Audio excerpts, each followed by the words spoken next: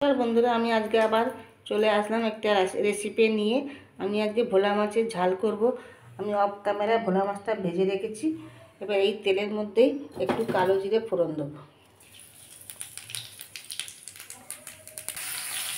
এবার আমি তেলের মধ্যে পেঁয়াজ দিয়ে দিচ্ছি। পেঁয়াজটা আমি এবার ভালো করে ভাজবো।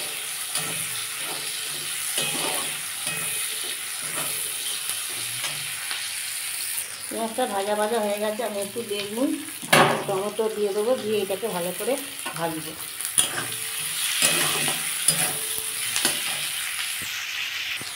এবার আমি নুনটা দিয়ে দেবো, আন্দাজ মতো নুন দিতে হবে।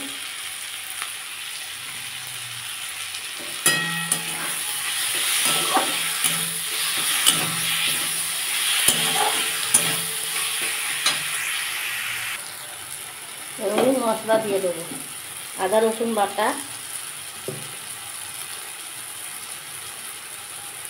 হাফ চামচ হলুদ গুঁড়ো,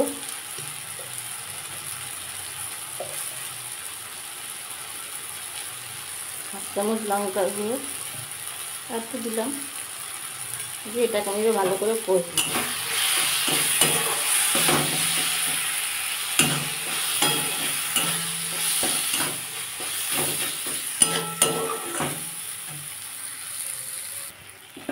বন্ধুরা, আমার মশলাটা কষা হয়ে এসছে।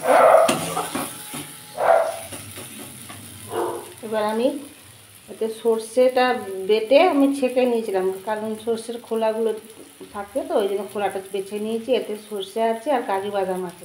এটা দিয়ে আমি আবার একটু ফুটিয়ে নেব।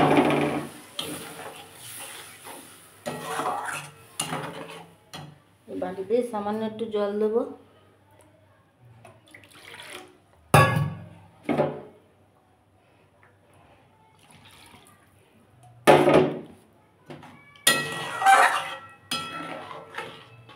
একটু ফুটে গেলে আমি মাছগুলো ছেড়ে দেবো।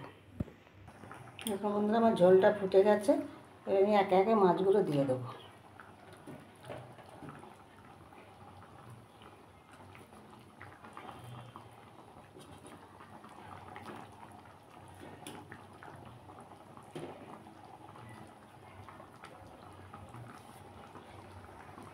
দেখুন বন্ধুরা, আমার মাছের রেসিপিটা রেডি হয়ে গেছে।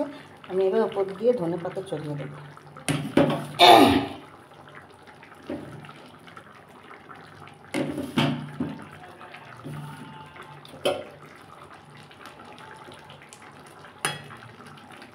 এবার গ্যাসটা অফ করে দেবো, বাটিতে ঢেলে দিয়ে আপনাদের দেখাচ্ছি। দেখুন বন্ধুরা, আমার ভোলা মাছের রেসিপিটা রেডি হয়ে গেছে। আমি বাড়িতে রেখে সার্ভ করে দিয়েছি। এবার কাছের বন্ধু, দূরের বন্ধু সকলকেই বলছি, আমার ভিডিওটা দেখলে লাইক করবেন অবশ্যই। পুরনো বন্ধুরা তো লাইক করেন আমি জানি, নতুন বন্ধুদের কারোর যদি ভালো লেগে থাকে একটু সাবস্ক্রাইব করে আমার পাশে রয়ে যাবেন।